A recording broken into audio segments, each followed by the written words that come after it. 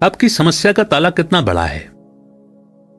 अब आप मेरा अगला सेंटेंस खुद ब खुद समझ गए होंगे कि ताला कितना भी बड़ा क्यों ना हो, चाबी जरूर होती है कि नहीं?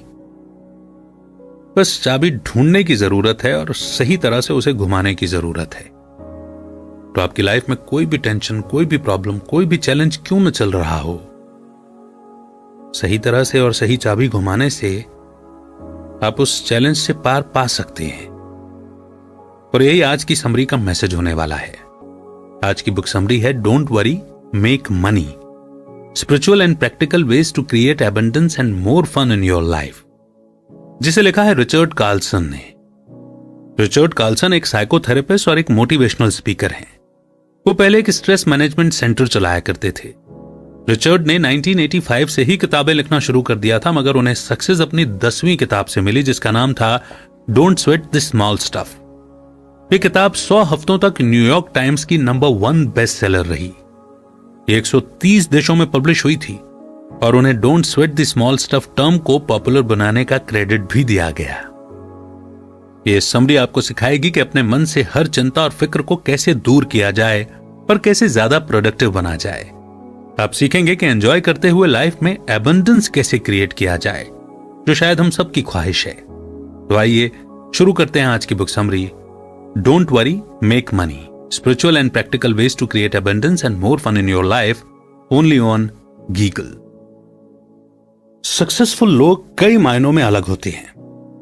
मर्द, औरत, entrepreneur, manager, executive, athlete, entertainer या किसी भी प्रोफेशन से हो सकते हैं। उनमें से कुछ लोग हाईली एजुकेटेड हैं जबकि कुछ नहीं है, लेकिन इन सब में एक चीज कॉमन है और वो ये कि ये पैसों को लेकर फिक्र नहीं करते। ये सक्सेसफुल लोग कॉन्फिडेंट हैं, बातचीत करने या नेगोशिएशन करने में माहिर हैं, स्मार्ट प्रॉब्लम सॉल्वर होने के साथ साथ टैलेंटेड क्रिएटर भी होते हैं। ये लोग दूर की सोचते हैं। सक्सेसफुल लोग अपने काम से प्यार करते हैं। वो टेंशन नहीं लेते बल्कि मजे करते हैं। ये समरी आपको सिखाएगी कि आप भी उनमें से एक कैसे बन सकते हैं। सक्सेसफुल होने के लिए आपको चिंता करना तो बंद करना होगा और तभी आपके मन से डर और डाउट दूर होगा। यही आपको प्रॉब्लम सॉल्व करने, अच्छे बिजनेस रिलेशन बनाने और ज्यादा अपॉर्चुनिटीज को अट्रैक्ट करने के लिए फोकस करने में मदद करेगा। यह समरी आपको चिंता खत्म करने और सक्सेस की ओर बढ़ने के लिए टिप्स भी देगी। तो आइए शुरू करते हैं आज की इस जर्नी की शुरुआत इस पहले चैप्टर से, the journey of 1000 miles begins with a single step. ये इस चैप्टर का नाम है। तो चाहे आपकी जर्नी कितनी भी लंबी क्यों ना हो, शुरुआत हमेशा पहले स्टेप से होती है और किसी भी चीज को स्टार्ट करने से पहले आपको पहला स्टेप तो लेना ही पड़ेगा। उसके बाद हर अगला स्टेप आपको आपके गोल के और भी करीब ले जाता है। मान लो कि आप कुछ नया स्टार्ट करना चाहते हैं, जैसे कोई नया बिजनेस या फिर एक बुक लिखने की सोच रहे हैं या सेविंग अकाउंट खोलने की सोच रहे हैं या फिर हो सकता है कि बेबी प्लान कर रहे हो, यानी कि कुछ भी। तो कोई भी काम हो, शुरुआत में मुश्किल और नामुमकिन सा लगता ही है। आपको लगता है कि आप वो काम नहीं कर पाएंगे या आप फेल हो जाएंगे और हो गए तो वगैरह वगैरह। लेकिन अगर आप सिर्फ बैठे बैठे सोचते ही रहे और किया कुछ भी नहीं तो आपको हर चीज और ही मुश्किल लगेगी ना। मगर आपको पता है, सक्सेस का सीक्रेट इससे कहीं ज्यादा सिंपल है। क्या आप शुरुआत तो करो, पहला स्टेप तो लो, उसके बाद के स्टेप्स तो आप खुद ब खुद लेते चले जाएंगे। फ्यूचर में क्या होगा इसके बारे में ज्यादा मत सोचो और ना ही पीछे मुड़कर देखो। बस आज पर फोकस रखो। जो आपके सामने है बस उस पर ध्यान दो। एक बार में एक स्टेप लो। अगर आप ये रास्ता फॉलो करते हैं तो आप ये देखकर हैरान रह जाएंगे कि धीरे धीरे आपने कितनी प्रोग्रेस कर ली है। जब रिचर्ड कार्लसन ने अपनी डॉक्टरेट पूरी की थी तो उनके एक फ्रेंड ने उन्हें कार्ल जंग के काम को एक पूरा सेट दिया था। इसमें टोटल 26 वॉल्यूम थे। उसके फ्रेंड ने फर्स्ट वॉल्यूम पर एक नोट लिखा था, एजुकेशन रातों रात अचीव नहीं की जा सकती। यह जीवन भर चलने वाला प्रोसेस है जिसे छोटे छोटे इंटरवल में पूरा करना पड़ता है। अगर तुम अगले 7 साल तक रोज 8 पेज पढ़ने का टारगेट लेकर चलोगे तब जाकर पूरा सेट फिनिश कर पाओगे और कार्ल जंग जैसे एक्सपर्ट बन पाओगे। तो इसीलिए जो भी स्टार्ट करना है वो आज से स्टार्ट करो और आज पर फोकस रखो। रोज एक एक स्टेप लेते हुए आगे बढ़ो। और ये रूल हर चीज पर अप्लाई किया जा सकता है, बेशक आपका गोल कुछ भी हो। इस चीज को हम यहां एक एग्जाम्पल से समझेंगे। जॉर्ज एक मिलियनर है।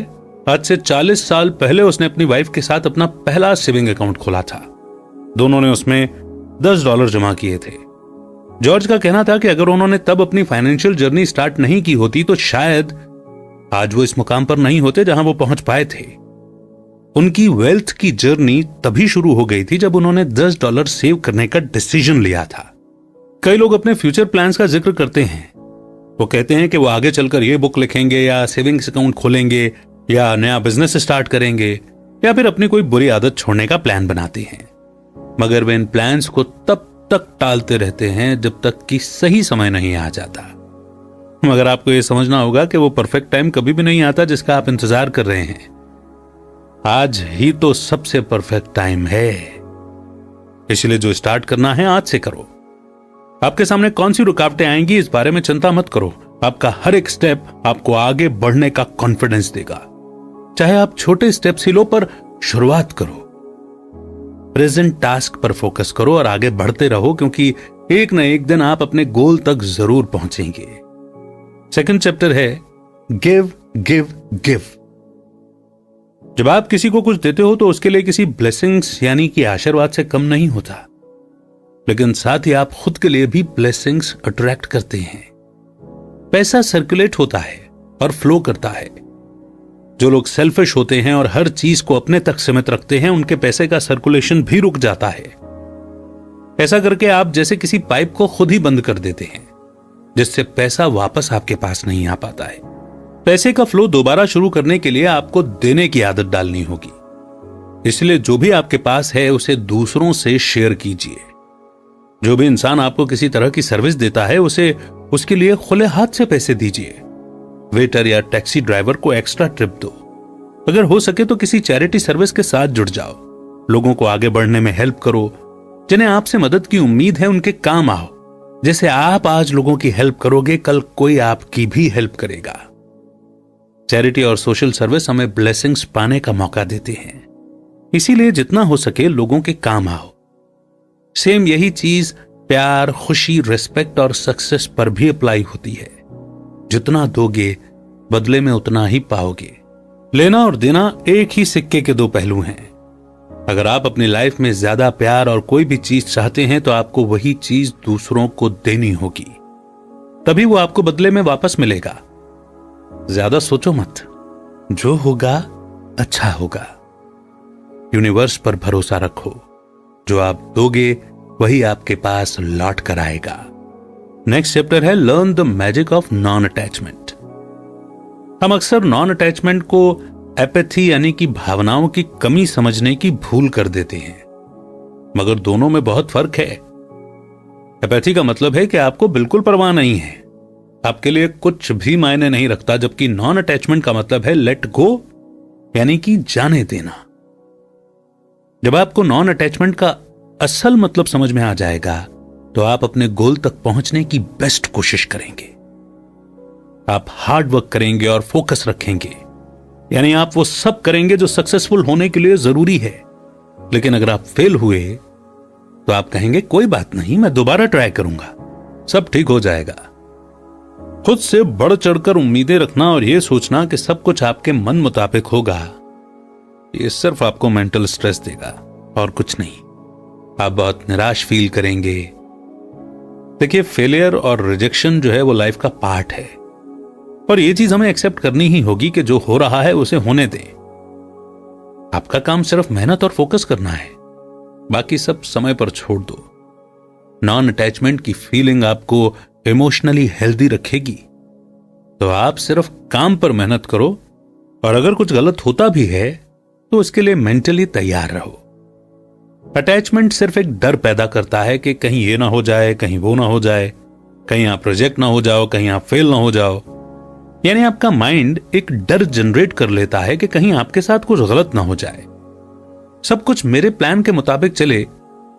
बस ये सोच ही आपके अंदर प्रेशर और स्ट्रेस क्रिएट करती है। जबकि नॉन अटैचमेंट की अप्रोच किसी मैजिक की तरह काम करती है। आप अपने काम को तब और ज्यादा एंजॉय करेंगे जब आपके माइंड में कोई टेंशन नहीं होगी और जब आपका सारा फोकस सिर्फ आपके टास्क पर होगा। आपके अंदर वो कॉन्फिडेंस है, रिजल्ट चाहे कुछ भी हो आपको पता है कि सब ठीक होगा। नॉन अटैच्ड अप्रोच आपको ट्रैक पर रहने में हेल्प करेगी, क्योंकि आपके दिल में कहीं ना कहीं यह कॉन्फिडेंस होगा कि अगर आप फेल भी हुए तो कोई बात नहीं, आप फिर से कोशिश करेंगे। आपके अंदर दोबारा ट्राई करने की हिम्मत होगी।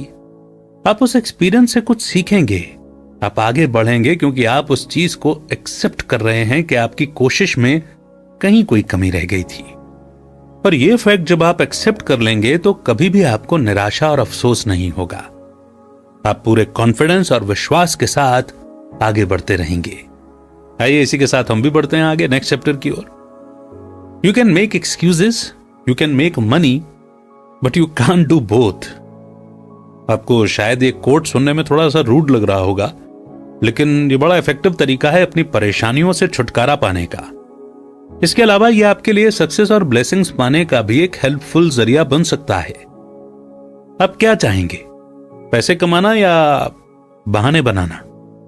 देखिए, मर्जी आपकी ही है। बहाना हमारे ही मन में बैठे डर का दूसरा रूप है।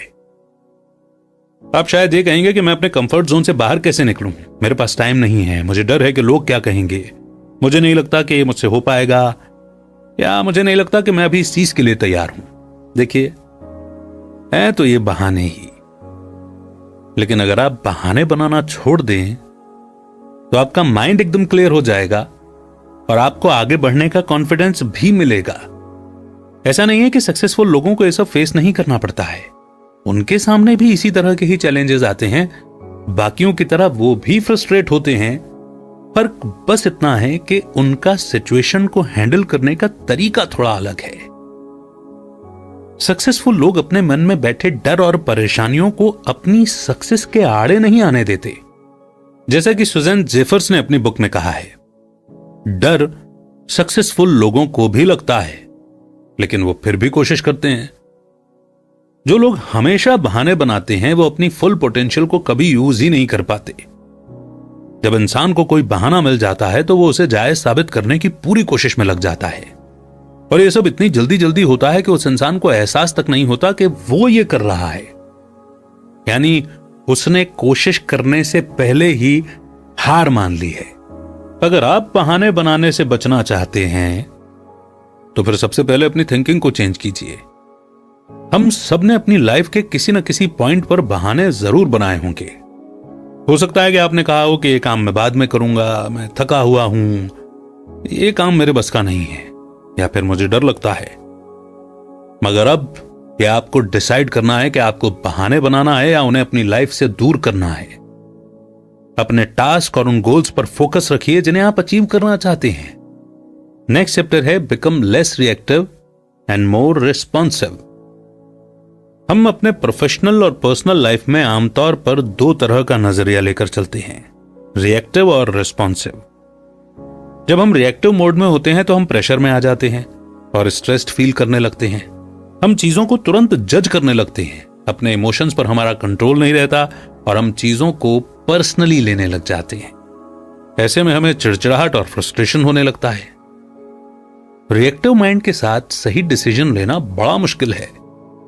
ऐसे में कई बार हम कुछ इस तरह के डिसीजन ले लेते हैं जिसके लिए हमें बाद में पछताना पड़ता है। ऐसे में इंसान कई बार और लोगों को भी अपसेट कर देता है और खुद को लेकर भी नेगेटिव अप्रोच रखता है। जब कोई अपॉर्चुनिटी हमारी तरफ आती है तो हम इतने बिजी होते हैं कि उन्हें देख ही नहीं पाते, और अगर देखते भी है तो उस चीज को लेकर हम इतने डाउटफुल हो जाते हैं कि उसे क्रिटिसाइज करने लगते हैं, और इस तरह हम लाइफ के बेहतरीन मौके गवा देते हैं। लेकिन इसके अपोजिट रिस्पॉन्सिव मोड में होने पर हमारा माइंड रिलैक्स्ड और क्लियर होता है। हमारे सामने क्लियर पिक्चर होगी कि हमें क्या करना है। फिर हम चीजों को पर्सनली लेना छोड़ देंगे क्योंकि हमारी सोच बड़ी हो जाती है। एक शांत और सुकून भरे दिमाग के साथ इंसान हमेशा पॉजिटिव सोचता है और सही फैसले ले पाता है। हम नई अपॉर्चुनिटीज के लिए तैयार रहते हैं और जो कुछ भी अचीव करते हैं एबंडेंस में करते हैं। और इन दोनों मोड को समझने के बाद आप चेक कर सकते हैं कि आप अभी कौन से मोड में हैं और उसी हिसाब से अपनी फीलिंग्स और बिहेवियर प्रेडिक्ट कर सकते हैं। आप ऑब्जर्व करेंगे कि जब आप रिएक्टिव मोड में होते हैं तो इर्रेशनल और चिड़चिड़ा फील करते हैं, जबकि आप अपने रिस्पॉन्सिव मोड में ज्यादा समझदार और ज्यादा शांत रहते हैं। इस फर्क को जानना आपकी लाइफ को हमेशा के लिए बदल देगा। जब आपको लगेगा कि आप रिएक्टिव मोड में हो तो आप खुद को बोल सकते हैं कि यार मैं फिर से वही गलती दोहरा रहा हूं, और इस चीज का एहसास होते ही आप फौरन रिएक्टिव मोड से बाहर निकलकर खुद को और ज्यादा रिस्पॉन्सिव स्टेट ऑफ माइंड में लेकर आ सकते हैं। रिस्पॉन्सिव मोड ही आपको सक्सेस की तरफ लेकर जाता है, क्योंकि इस मोड में आप एकदम क्लियर और रिलैक्स्ड माइंडसेट में होते हैं। आप बगैर किसी ड्रामे के उन चीजों पर फोकस कर सकते हैं जो आपकी प्रायोरिटी हैं। रिस्पॉन्सिव स्टेट ऑफ माइंड आपको ज्यादा खुश रखता है और आपको और ज्यादा मौके पाने में भी हेल्प करता है। जितना ज्यादा टाइम आप रिस्पॉन्सिव मोड में रहेंगे उतना ज्यादा आपके सक्सेसफुल होने के चांस बढ़ेंगे। आइए इसी के साथ बढ़ते हैं नेक्स्ट चैप्टर की ओर, work on knowing instead of believing. आपके बिलीव्स यानी कि जिन चीजों पर आप यकीन रखते हैं आमतौर पर दूसरों से इंस्पायर होते हैं, चाहे वो आपके पेरेंट्स हों, फ्रेंड्स, टीचर्स, बॉस या फिर आपके कलीग्स। कहने का मतलब है कि कोई भी हो सकता है जिसकी बात से आप इन्फ्लुएंस हो सकते हैं। कई बार हम उन चीजों पर भी विश्वास करने लगते हैं जो हमने खुद एक्सपीरियंस नहीं की होती हैं। तो हम कह सकते हैं कि जिन्हें हम जानते हैं या जो हमारे करीबी लोग हैं वो हमारे बिलीफ सिस्टम को बदल सकते हैं या मजबूर कर सकते हैं। जैसे मान लो कि आपके पेरेंट्स आपसे कहते हैं कि अगर आपको फ्यूचर में सक्सेसफुल होना है तो पहले कोई स्टेबल जॉब ढूंढो। आप उनकी बात पर यकीन करके कॉलेज में वही कोर्स लेते हो जिससे आपको अच्छी जॉब मिल जाए, जबकि जानना आपके अंदर से आता है। कोई भी उसे इन्फ्लुएंस नहीं कर सकता, आप खुद इसे समझते हैं। जब आप किसी चीज के बारे में जानते हैं या आपको उसकी नॉलेज होती है तो आप उस चीज को लेकर श्योर हो जाते हैं। वही चीज आप शायद किसी और को एक्सप्लेन न कर पाए, पर आपके अंदर से एक आवाज आती है जो आपको अपने सारे सवालों के जवाब देती है और उस डायरेक्शन की तरफ ले जाती है जहां आपको जाना है। जैसे एग्जाम्पल के लिए रिचर्ड कार्लसन हमेशा से जानते थे कि वो टीचर बनना चाहते हैं। उन्हें पता था कि अपनी राइटिंग और स्पीकिंग के जरिए अपनी नॉलेज शेयर करना ही उनकी लाइफ की कॉलिंग यानी कि मकसद है। मगर उनके लिए इस चीज को एक्सप्लेन करना बड़ा मुश्किल था, क्योंकि बचपन में उनमें बिल्कुल राइटिंग टैलेंट नहीं था और उन्हें पब्लिक स्पीकिंग से बड़ा डर लगता था। रिचर्ड हाई स्कूल में इंग्लिश सब्जेक्ट में बड़ी मुश्किल से पास हुए थे और जब उन्हें ग्रुप के सामने स्पीच देनी थी तो वो बेहोश होते होते बचे थे। मगर इसके बावजूद रिचर्ड ने अपने अंदर की आवाज सुनी। उनके दिल से बार बार यही आवाज आती थी कि वो टीचर बनने के लिए ही पैदा हुए हैं।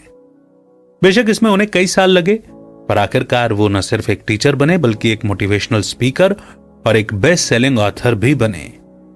रिचर्ड ने साबित कर दिया था कि विश्वास करने से कहीं ज्यादा पावरफुल है खुद को जानना और समझना। कई बार आप पूरे दिल से जानते हैं कि कुछ बात सच या सही है। वो आपके सपने, आपकी उम्मीद, आपका टैलेंट जिन्हें आप बढ़ाना चाहते हैं या वो स्किल्स जो आप शेयर करना चाहते हैं। मगर कई बार हम अपने बिलीव्स के चलते पीछे हट जाते हैं और जो हम जानते हैं उसे दबा देते हैं। हमारे बिलीव्स हमारे लिए एक लिमिटेशन सेट कर देते हैं और हमें लगता है कि जैसे कि हम ये नहीं कर सकते, ये मेरे लिए नहीं है या मैं इसमें सक्सेसफुल नहीं हो पाऊंगा वगैरह वगैरह। मगर अच्छी बात यह है कि हम हमेशा चेंज हो सकते हैं। That's a good news. आप इस फैक्ट के साथ डिसीजन ले सकते हैं और आगे बढ़ सकते हैं कि आप जो जानते हैं वो उससे ज्यादा इंपॉर्टेंट है जो दूसरे लोग आपको विश्वास करने के लिए कहते हैं। आपकी सक्सेस आपके हाथ में है। आपकी लाइफ में क्या होना चाहिए, क्या नहीं, इसका फैसला भी सिर्फ आप करेंगे। मगर इसकी शुरुआत अपने अंदर की आवाज का जवाब देने से होती है। आपके लिए सबसे इंपॉर्टेंट क्या है? आपको क्या खुश करता है? आपका दिल क्या कहता है?